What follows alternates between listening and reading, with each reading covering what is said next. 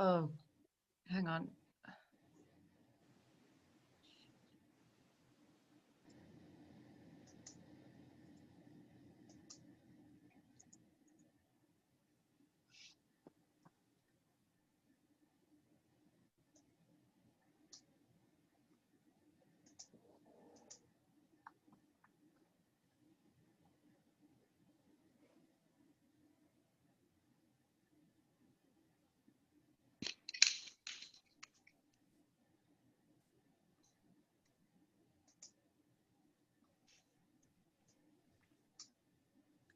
Hi, Katrina. Morning. How are you? Hi, Katrina. How are you? Good, thanks. Morning. Hi, Niall.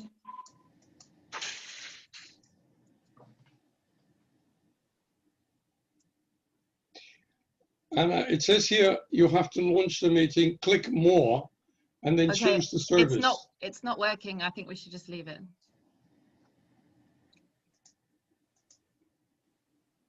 So it's nearly 11, so I guess we'll just wait another minute or two.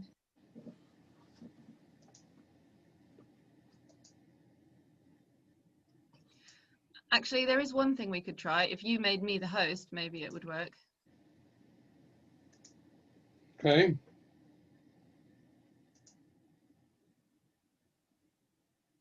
I can't. It won't let me. Okay, I think we just have to leave it then. The only option it gives me is rename. Yeah, okay, it's just not going to work. So yeah, let's just leave it. Actually, I've made you host. Oh. Yeah, it's working now. Okay.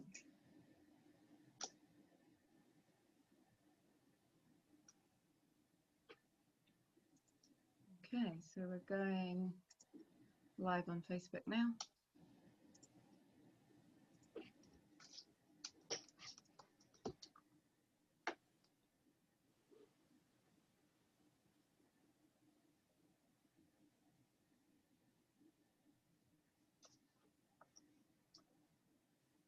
Just had 2 new people join.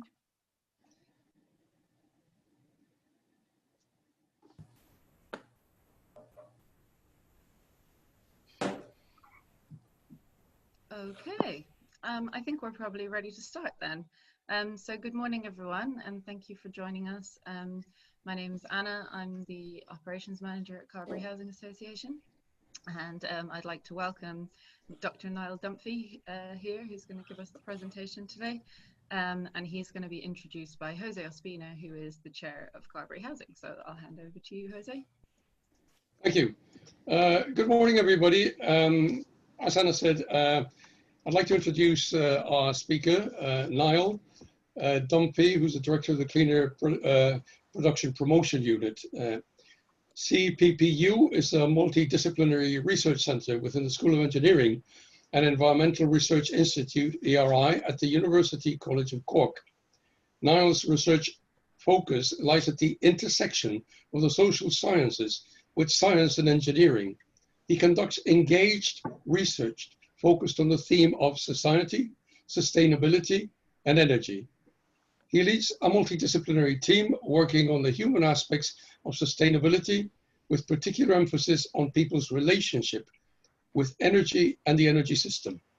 Niall is the coordinator of the Horizon 2020 project Energy Measures, which is working to address energy poverty in 7 European countries. With that, I'll hand over to Niall. One thing I'd like to ask before is if you would like to make any questions of the speaker, could you please enter them in the chat facility available at the bottom of your page, firstly. And if we'll go through the questions that are entered in the chat at the end of the presentation, and after that we'll open the microphones to allow anybody who wants to ask a question directly to do so. Without further introduction, I'd like to hand over now to Niall to present the study. Great. Thank you, Jose. Thank you, Anna. Anna, could you move on to the next slide, please? So, the background to this study is that NCE Energy Hub and Carbery Housing Association asked us to conduct a small-scale study of energy poverty within a cohort of households that were engaged with Carbery Housing Association. So we conducted this study in the latter part of 2019 and at the very start of this year, just before we were all locked up in our houses. Next slide, please. So the aims of the study were to engage with energy vulnerable households, to capture their experiences of energy poverty, and to try and to appreciate their experiential knowledge of living in energy poverty, of living in energy vulnerability.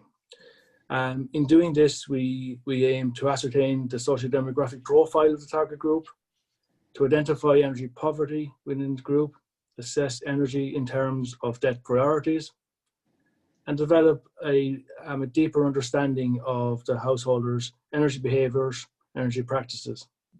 And finally, to develop some low-cost recommendations for interested stakeholders to implement to address energy poverty. Next slide, please, Anne.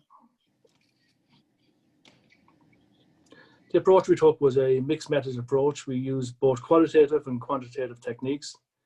The participation was voluntary. Nobody had to take part just because they're engaged with Carbery Housing. The study was ethically vetted and approved by the Social Research and Ethics Committee of University College Cork. And the engagement itself comprised a preliminary survey, of which we got 20 responses of the group of 30, so it's quite a high rate. And then face-to-face in-depth interviews with 15 interviewees. So these were up to maybe 90 minutes long, so they were quite engaged. They took place in the householders in their own homes, so where they were comfortable, and they were recorded, transcribed, and thematically analysed. Next slide, please. So just a bit of background on the term energy poverty. It refers to a condition where people have insufficient income to meet the most basic levels of energy needed to provide heating, lighting, cooking, and appliances use. So it seems to be quite a reasonable understanding of what it is. Next slide, please. So energy poor householders are faced with the choice of either spending a higher proportion of their income on heat, light, cooking, so forth, or else going without those essentials, resulting in cold and uncomfortable homes and reduced living standards. Next slide, please. But energy poverty is not just about income. It's distinguished from general poverty, in that it's caused by a combination of high energy prices, relatively low household incomes, inefficient buildings, appliances, and specific household needs. So obviously someone who was relatively young, healthy, fit, and able would have different energy needs from someone maybe who's more elderly or who has different health needs. Next slide, please. So here you see quite a simple diagram which indicates that the relationship of income and the building efficiency to energy poverty. So you'll see that the yellow, orange, and red indicate different levels of energy poverty, and as you go towards the darker colours, it's a more extreme part of that. Next slide, please. So one thing to consider in all of this is that Ireland and indeed along with the UK has consistently higher rates of excess winter mortalities than countries with far colder climates. And this can be attributed to poor energy efficiency and energy costs. And when we talk about winter mortalities, we mean the number of deaths that would be over the numbers that you would expect without the cold weather. Next slide, please. So there's a number of different indicators of energy poverty, and one of the most widely used is the proportion of income spent on energy. So once energy goes above an established threshold, they're considered to have spent too much of their income in energy and therefore be in energy poverty. And this is referred to as measured energy poverty, or MEP. But 30 years ago, a somewhat arbitrary threshold was established of 10% in the UK. And that still has quite a lot of currency and still used by a lot of agencies, a lot of bodies still talk about this 10%. Increasingly, a more appropriate measure is seen as being at twice the national average share. So in other words, anyone who's spending twice what would be typical in the country is considered to be in energy poverty. Next slide, please. In Ireland, we have adopted 10% metric as our core indicator of energy poverty, but this has been considered to be equal to twice the national average share of energy. And then we also have different categories of severe and extreme energy poverty, which are taken at 15% and 20% respectively. Next slide, please. Another way at looking at energy poverty is to look at income after energy costs. And this is another, it's an alternative measured energy poverty metric. And a third one, which is quite common, and actually more common than you would think, which is hidden energy poverty. And it's where people self-restrain, who don't use energy to try to save money. And this is quite common, and you will see people living in the most dire situations and just simply not turning on the heating because they can't afford it. Next slide, please. So the ones that I mentioned previously have all been measured energy poverty. In other words, the amount of income or the amount of after costs income that have been spent on energy. And this final one is about perceived energy poverty, and it's where householders perceive themselves not able to heat homes, where they don't feel that they can heat their home adequately. They have difficulty in meeting energy bills, or they have to go without heat for a period of time. So this is very much a subjective experience of energy poverty, but no less important because of that. Next slide, please.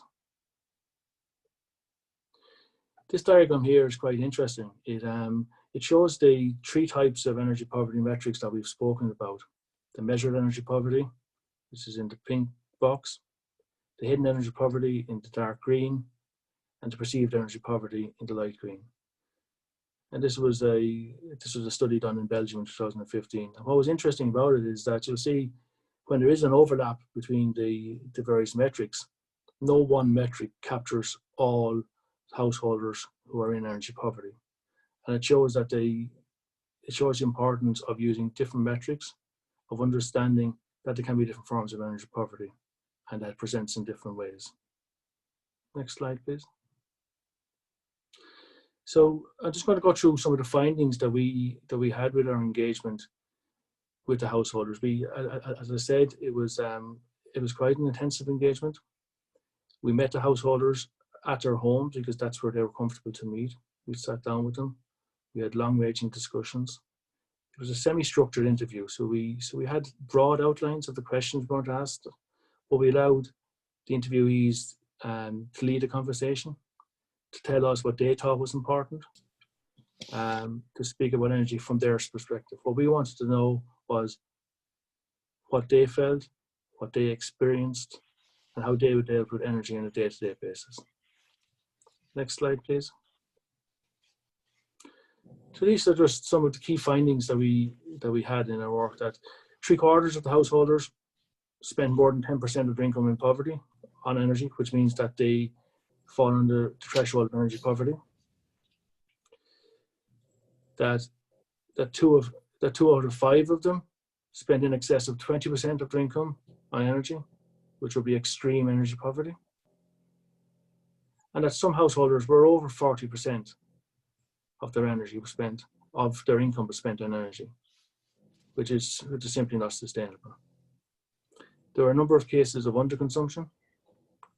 There were some householders who were simply just paying the standing charges and not using any energy over that, not turning on the heating at all, not using it for cooking, just barely surviving on a day-to-day basis. And again, only 40% of the houses were adequately warm for the householders, which is quite striking. Next slide, please. There was a significant use of solid fuels in these homes. And what's interesting about that is twofold. One, obviously, in the context of addressing climate change, we are trying to move away from the use of solid fuels. And the dependence that these people have on solid fuels is something that is important. And as government bring in initiatives to move people onto cleaner fuels, what does this mean for people who are living in energy poverty? Does it mean increased costs? Does it mean an investment needed in homes? And who's going to pay for that? And how is it going to affect energy poverty? That's not something that's really talked about a lot when we talk about energy transition. The vast majority of people who lived in these homes use prepaid cards for the electricity and found it very useful. But what's interesting about that is that the prepaid cards are more expensive. So even though the utilities who provide this service have a zero risk of default because they're paid in advance, the users of these cards pay far more for the electricity in many cases. Over 40% of the householders had difficulties in meeting the heating bills. And, you know, there was large arrears, there was disconnections, there was, you know, lots of issues with that. And something that's often not discussed and not brought up in this conversation is that a lot of the householders found it difficult to maintain their heating systems. One particular household, their oil boiler had been out of service for 6 months due to a flooding incident. And they simply weren't able to get someone to come and fix it. You know, so these practical things as well as the, you know, larger policy things are also quite interesting. Next slide, please. So these are just some snapshots really of the engagement we had with householders. So we asked the householders to agree with a number of statements or disagree, and we asked them, was energy a big part of your expenditure? You see, the vast majority of them strongly agreed with that or agreed with that statement. Energy was a huge part of their expenditure. Next slide, please. Again, similarly, a large proportion of householders found a difficulty to heat certain rooms in their houses. And we're probably all familiar with that from our childhoods. Many of us lived in less energy efficient times, lived in houses that maybe had rooms that weren't used so much. This is quite an issue for householders. Next slide, please. Again, this led in some cases for certain rooms not to be used in cold weather, for people to retreat to warmer rooms, where perhaps they had maybe solid fuel fires or something that would heat a single room at a time. Next slide, please. And this slide here demonstrates that the heat in the house dissipated quite quickly. So in other words, it demonstrates the lack of insulation, lack of energy efficiency in the actual fabric of the homes. So the heat has been lost quite quickly. The home was never warm for long. Next slide. And this again is quite striking that the people think a lot about the cost of energy. Most of us get up in the morning and we flick a switch, we have a hot shower, turn on the heating. We don't think about it so much. And energy is quite an invisible part of our life. It's actually, I suppose, so invisible that we only think about it when it's gone because of a power cut, or when it's gone because we can't afford it. Next slide, please.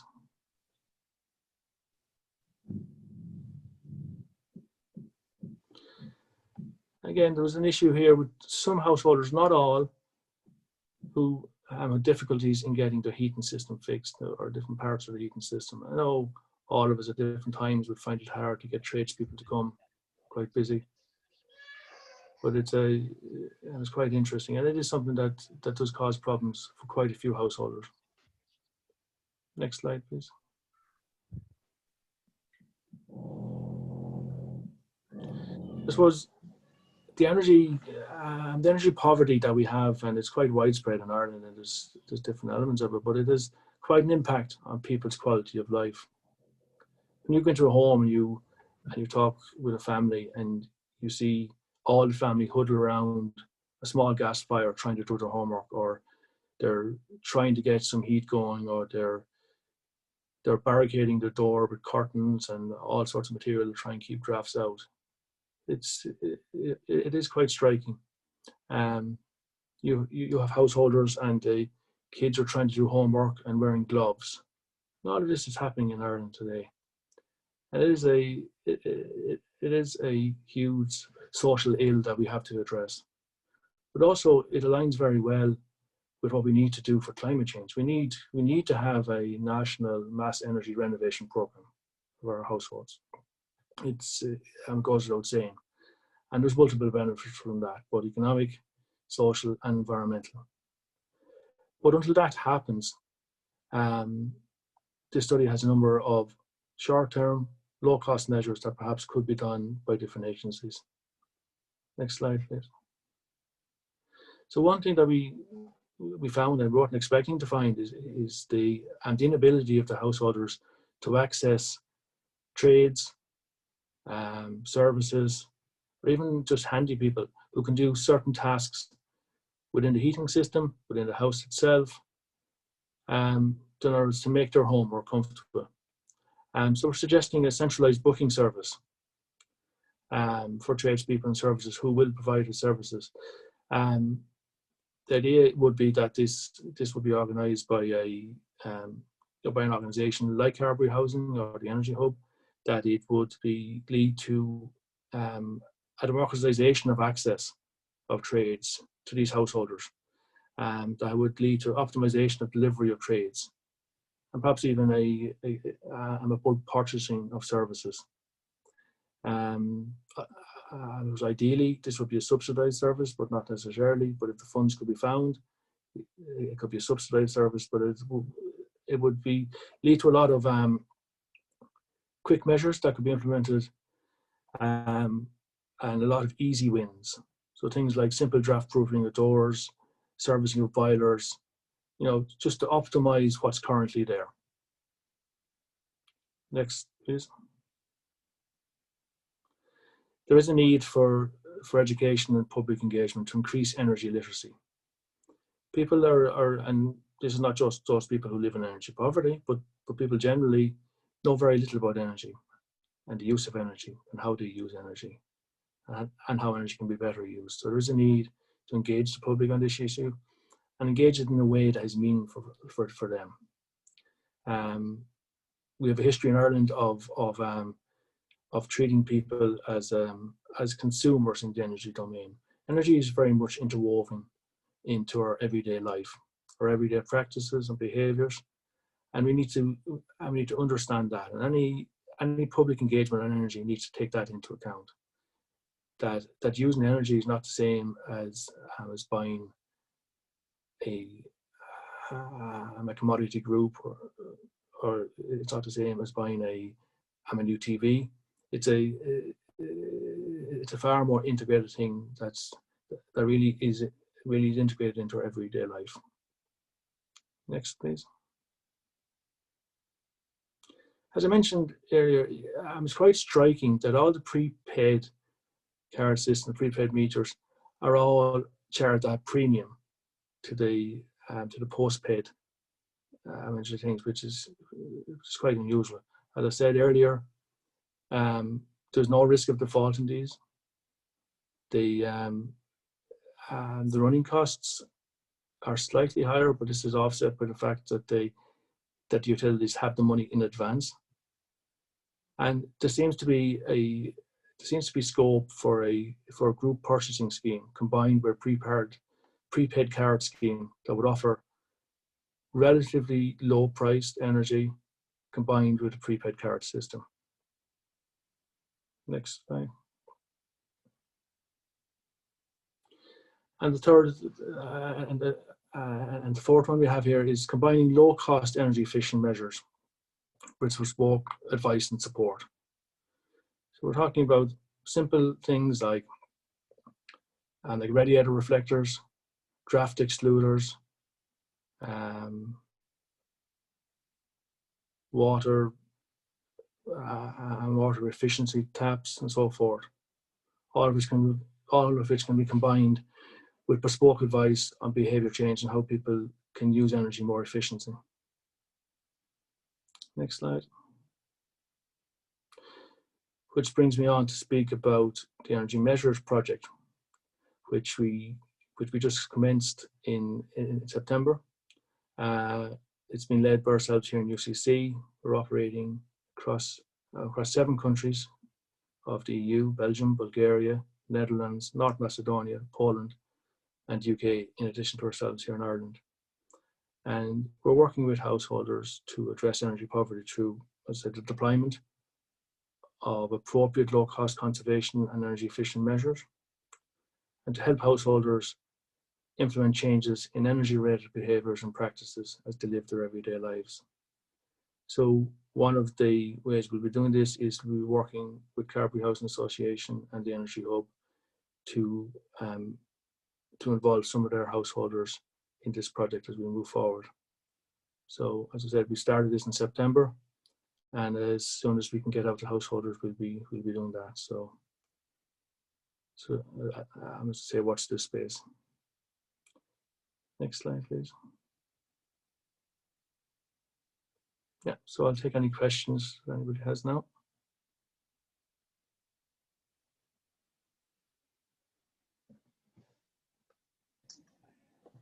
Thank you, Niall, for a very interesting presentation that really picks up what is an increasingly key issue.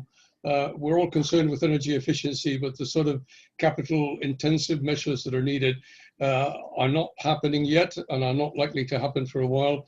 So the issue of small scale measures and improved energy behavior and awareness is all more crucial if we are going to mitigate the negative effects of the current period. We've had very few questions on the chat, so we'll probably take them and then we'll open the microphones to see if anybody wants to ask anything further. The first one, which actually comes from myself, is... Sorry, can I just interrupt for a second, Jose? Will you turn your video yes. on? Sorry? Could you turn your video on? Oh, I'm sorry, I thought it was on. Apologies.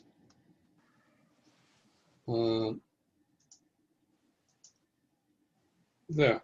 Yeah. The first question is, do you find that there's a correspondence between people with families, households with lower incomes and least energy efficient houses? And did you find any concrete evidence of negative health effects as a result of energy poverty? Well, to answer the first question first, there is obviously a correlation between those people with the lower incomes and the less energy efficient house. It's not absolute. There are people living in quite large energy efficient houses that would have, from the outside, look to have substantial income, but not enough to heat their homes. There are people equally who have reasonable incomes, but their houses are in such bad shape that they don't. So there's an overlap, but it's not absolute, and this is why it's a combination of building quality, of energy prices, income, and as we said, health, which goes on to your second question about health. There are many people who have ill health, who have respiratory problems, who have various other problems that are exacerbated by living in conditions of poor heating, of energy poverty. But some of this is because they have the poor health. That's why they have reduced incomes. Therefore, that leads to that. So there is a circular thing there, and an absolute correlation. I would need a larger. I would need a larger data set to see, but there's quite a lot of ill health. People living in energy poverty. Right. And I suppose one of the major ill health is mental ill health. If you're living in a cold property, you can't keep your children warm. They're going to school cold. They can't get the homework done. All of this puts a lot of pressure, mental pressure, on parents and people. So that's also an issue. Definitely. Thank you, Niall. The next question actually comes from Dan Boyle. Dan, would you like to make the question yourself? Thanks, Jose. It's something similar, and I know there's a lot of ongoing work and work that you intend doing in your own study, but this ratio between the built fabric that people are living in and the fuel options they have, extent does it break down one way or the other? Because the perception is the greater scale of the problem is in terms of the energy efficiency of the households that exist, and that even if the limitations on fuel sources, say coal or fossil fuel use, is limited to certain households, that the way the buildings themselves are structured, a lot of that heat goes up a chimney rather than heats the immediate area that people need heating. So there's design that seems to be, and the maintenance of the buildings that seem to be the bigger factor. And I suppose just on one of the points that Jose was alluding to in his question, is it fair to say that there are also demographic factors at play here? I was noting your answer in terms of mental health being a factor. That if household composition itself is changing to become smaller and smaller, and a lot of single person unit households, that in itself is changing the heating and energy equation for whole society. And how do we address that in the context of fuel poverty? That's two separate set of questions, I'm afraid, but you might be able to respond to some level. Yeah. I mean, so the first thing is that built-in fabric is, it's the huge thing. As you know, and most of the people on this call know, that the built-in fabric of Irish homes is quite poor on a general basis. It's something that we need to do. It's something that needs to be addressed. In my mind, it can only be addressed through large-scale mass renovation programs, area-based programs. It's not something that can be done in an ad hoc way in any numbers that are going to reach what we need for either our social needs or for our environmental needs. That's the first thing. And it would be fair to say that all the households that I visited, the vast majority of them had very poor energy efficient homes. The fabric themselves were poor, the windows were poor, the doors were poor installation and so forth. Many of the householders, however, were living in areas where they were not able to access a large number of energy options. They were limited to whatever they could get. So if you're living in a rural town in Cork, you want to heat your home, you can't get gas. If you have a rented home, you can't necessarily change your system. I think one of the reasons why many of the householders had a dependency on solid fuels is that it enabled them some degree of control over the cost of it. They could buy some coal, they could buy some peat briquette and so forth, and in that way they felt they had more control over what was being done. It also meant they could use what they had. And this is why, to an extent, the vast majority of them were actually quite happy with the prepaid cards, even though they were paying more for their energy. That sense of control, which was an interesting thing. There's another part of your question, Dan, which I suppose it was utterly unrelated. It was just the answer you were giving to Jose in terms of health factors and mental. Yes. I'm wondering whether changing demographics in terms of household size is a factor. It probably is. In the householders that we looked at, there was quite a good spread of demographics. we had family homes, we had elderly retired couples, we had some single people. So there was quite a mix in the houses that we looked at. And each of them in their own way suffered from energy poverty.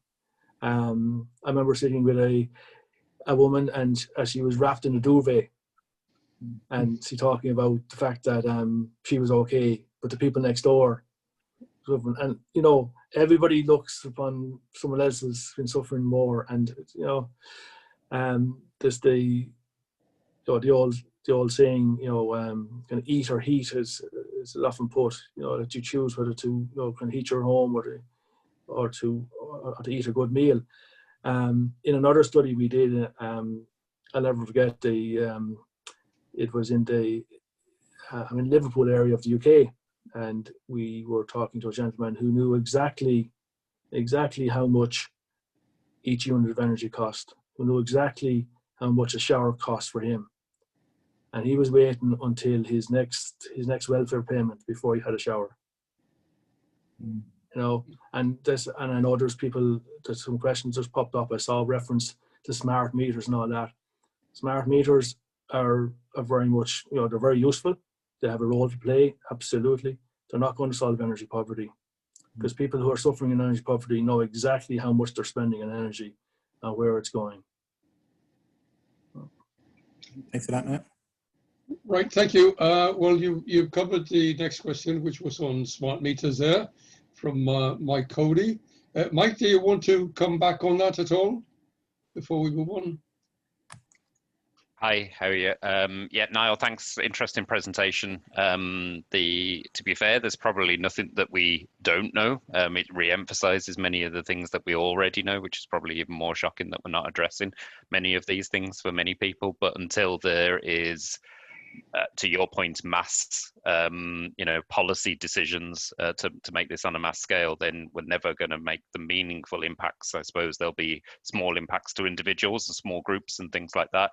But I think Katrina noted there in the chat as well that there are measures coming, and I think next year is going to, you know, be an interesting year for the introduction of many of those measures from a policy point of view, and government and an SEAI point of view. So I think we will start to see some change. We just need to make sure that those are directed in the right areas, maybe, and such like that. And look, yeah, absolutely, smart meters isn't going to fix the problem, but I think it plays a part in it. Some people in energy poverty live more disorganized lives, if I can call it that, than perhaps we do ourselves. So smart meters probably won't, you know, it won't impact those people, because they won't make those behavioral changes and things like that that are needed for smart meters to have some benefit. But I suppose right now the idea is, before any of these other things come in, what can we do at zero cost or low cost? And smart meters is one thing that the customer isn't going to have to pay to have installed or anything else like that. And if it could be of benefit, then I think it's a good idea. Yeah, no, I would agree with that. Absolutely. There are changes that people can make in behaviour, making their practice to do with energy use. It's just we shouldn't oversell it. We shouldn't expect too much from that area. And as I said earlier, people who are in energy poverty, and particularly those who are in extreme energy poverty, which is, remember, 40% of the group that we engage with, they know exactly what their energy is costing. They know exactly how it's being used, where it's being used, how they can cut back. And one thing that's often overlooked in the discourse on energy poverty, and it's why I dislike linking it to energy efficiency. But it's one of the things often overlooked is that many people in energy poverty need to actually use more energy, not less. Mm. And there is a conflict there assuming that energy efficiency is going to give results for people in energy poverty. But that's something that can only be dealt with at as you said, at the policy level. That's great, Niall. Thank you. Our next question is from Sarah O'Rourke. Sarah? Yeah. It wasn't so much a question as an observation, and really it's based on my own personal experience. My father is in his 70s. My parents don't suffer from energy poverty, I can say that. But he would say it's the dampness, the will irritate his lungs far more than the cold. So when you're comparing mortality rates to other countries, I don't think it's fair to say, well, per capita we're worse than Sweden or we're worse than Norway or Finland. I mean, they don't have to deal with the maritime dampness that really is probably more of a factor than the cold. Now, in saying that, obviously, if you have a well-built, well-insulated house, you know, the dampness isn't coming in, you know, so the two do go hand in hand. So maybe, I don't know whether more data exists in terms of comparison of mortality rates, particularly for people with respiratory problems. Yeah, and the two do go hand in hand, absolutely, and it is part of what we have to deal with. Many of the Nordic countries don't actually accept there is such a thing as energy poverty, even though it exists there as well. So they have a whole different issue. They're actually in denial that exists at all. Now, there are schemes, and we have quite some innovative schemes in Ireland that are linking kind of household renovations with health needs. That's quite a positive thing, and I suppose in some extent, we're probably leading Europe in that, in joining the dots between policy areas. But I would agree with what you're saying, but that is part of the problem. It is part of the issue. Yeah. That's right. Our next question is from Dee Power. Dee, would you like to make it directly? I don't see Dee. Yep, she's there. Oh yeah. Your microphone is very echoey, Dee. The energy, wondering, is the intention to actually install small ice tenants? Right, I can see the question here, Jose. I think it's a connectivity issue. So maybe Jose, you could just read out the question. Yeah, the question is the energy measures project that you described to install small energy saving measures in homes, as well as giving energy saving advice. Could you elaborate a bit more on what you're doing? Yes, sure. So the idea is that we will engage with householders, work with them, first of all, to look at their houses, to look at the fabric of their houses, look at easy wins, look at where the most appropriate low-cost measures could be installed. This will differ from house to house. And then in consultation with the householders, we will select a portfolio of low-cost measures. That then will be applied to the householders, and householders instruct how to use it. These will be quite simple things. Could be shower timers, could be reflective file behind radiators, draft excluders, simple things like that. Low cost is the thing. This will then be combined with a behaviour change plan, which we will devise, again, working collaboratively with the householders, looking at how they use energy, why they use energy, how they live their daily lives. And we will devise a bespoke behaviour change plan for each household. And then over a number of years, then we will support them as they try to implement that, realise that. So that's the intention. Great, thank you, Niall. Sorry about the internet. Thank you, Niall. That's extremely interesting. The question that springs to my mind immediately on what you've said is, why isn't the government doing something like this? I mean, I know that we've got Sustainable Energy Authority and we've got the Better Energy Communities, but that's only reaching the tip of the iceberg. Maybe the government itself needs to consider a intermediate program of what you say, looking at energy behavior and make the bigger improvements, the more capital intensive ones can be carried out. Because at the moment, certainly our experience is that 90% of properties aren't getting the investment that they need, or aren't getting any measures to either mitigate or correct the problem. Maybe that's one for Dan to follow up. I suppose the risk with that is that if you do a substantial retrofit but not a deep retrofit, are you then supplanting the deep retrofit that could be done in a year's time or 2 years' time? That's the mentality. Now, what we're doing is low cost measures that are not going to displace any other kind of future works, and that's I think where the distinction needs to be made. Yeah, And good Niall, point. can I ask a question? I've got just one more question, Alan, from Katrina.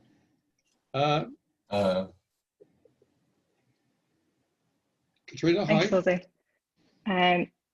This is kind of just more, I suppose, as a comment to what Niall was saying about that we need the mass retrofitting programs. But I suppose there was a good announcement this week that the SAI made that they're really increasing their budget in both the warmth and wellbeing and the warmer home scheme for 2021. So before they had been focusing, I suppose, on more shallow retrofits, whereas now I suppose they're linking up with the climate action plan and they're moving towards more deep retrofits. So I suppose the aim for next year is to retrofit 5,500 houses, and I suppose building capacity amongst contractors as well to scale up so that they'll be able to start delivering or installing heat pumps and all that around the country, which I think it's good that they are now moving to the deep retrofits for people who qualify for the scheme.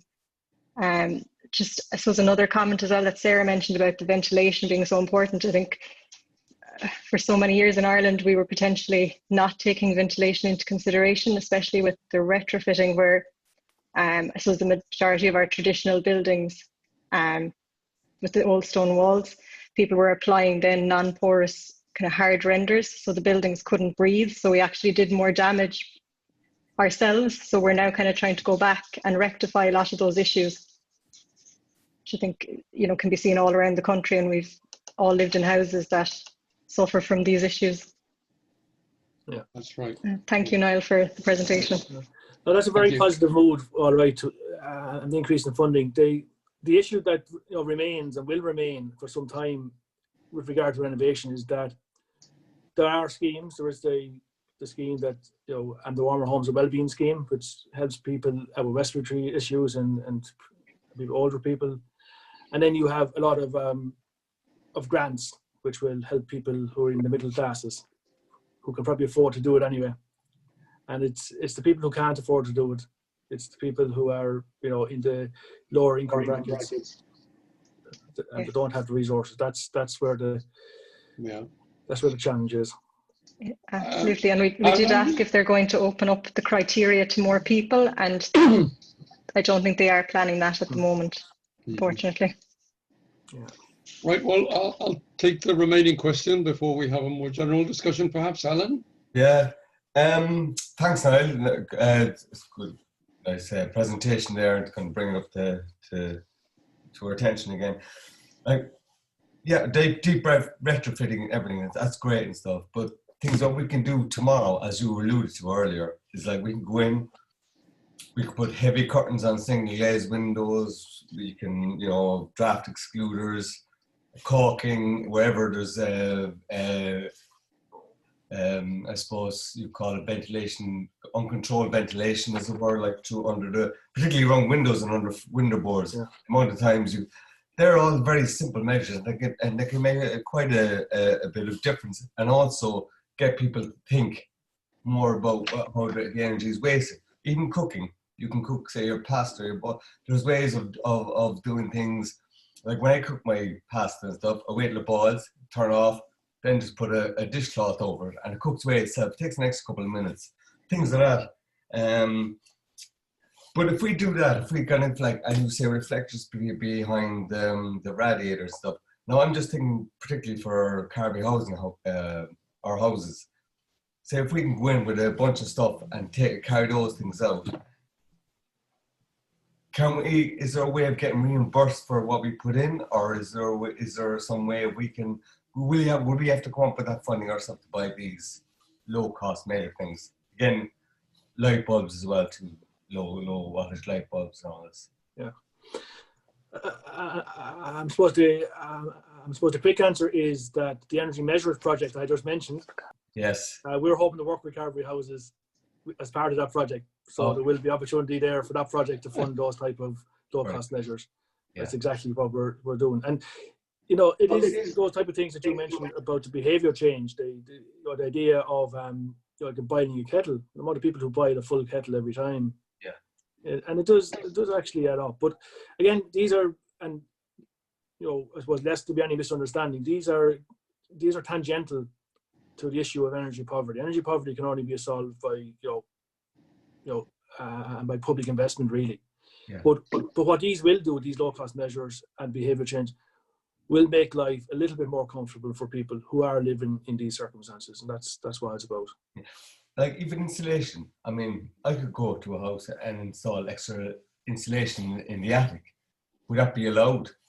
Or do you have to get contractors or special people to kind of have it all kind of above board, as it were, if you know what I mean, rather than kind of DIY? Well, the detail of it will have to work out from that point of view. But actual low-cost measures themselves, it's just apply them yourselves, yeah. Yeah. So it's not something that's supposed to tender or anything like that. Sure. And I think ventilation is a huge issue as well, which hasn't been addressed in this country for everything, even normal houses. I'm not talking about fuel poverty, just in general. Yeah. And there are low-cost measures like demand control ventilation, retrofitting. There's very little ductwork involved in that. Their measures are very cost-effective as well. Just throwing that out there. Very good. Great. That's all the questions that I've got for now. I'd like again to thank Niall for the presentation and indeed for the work done on the report, the continuing work, which is excellent. I'd like to thank also Katrina Courtney and NC Energy Hub. It's not really been much mentioned, but the report was actually commissioned and funded by NCE Energy Hub with support from Enterprise Ireland. And Katrina and her staff actually organized the logistics of the visits to the homes and so on. And I think this is a very important contribution that NC Energy Hub is making to improving energy efficiency and sustainability throughout the Cork region. The study actually took place in both properties that are owned by Carbery, and there's 12 of them, and properties that are in the process of being purchased by Carbery.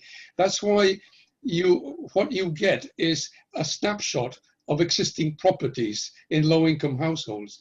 This is what we actually brought to the study, because the properties that were surveyed are ordinary low-income household properties that you would find anywhere in Ireland. None of them have had any substantial work carried out on them, simply because the owners have never been able to afford any substantial work.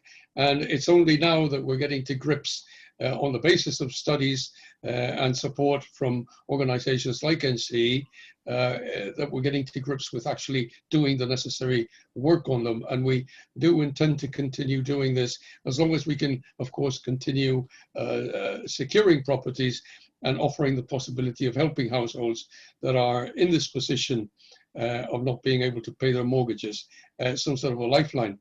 So again, we'll certainly continue with that work. We've still got a few minutes. I don't know if there's anybody else.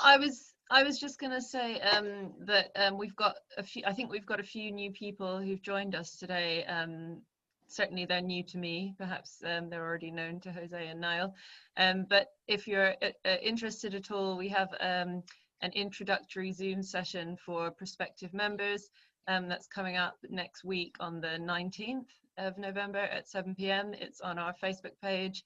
If you'd like me to email you any details about it, then you can get in touch with us, redwolf@carberyhousing.eu. And I think other than that, just like to say thanks again to Dr. Niall Dunphy and to everybody for joining us. And we hope you enjoy the rest of your day. Right. Thanks, I'm just going to thank you thanks, in the message column from everybody. Yeah. And okay. Thank you. Then. We'll see you all again at the next session. Thanks a lot. Bye. Thank you. Thanks, man. Thanks a lot then. Bye.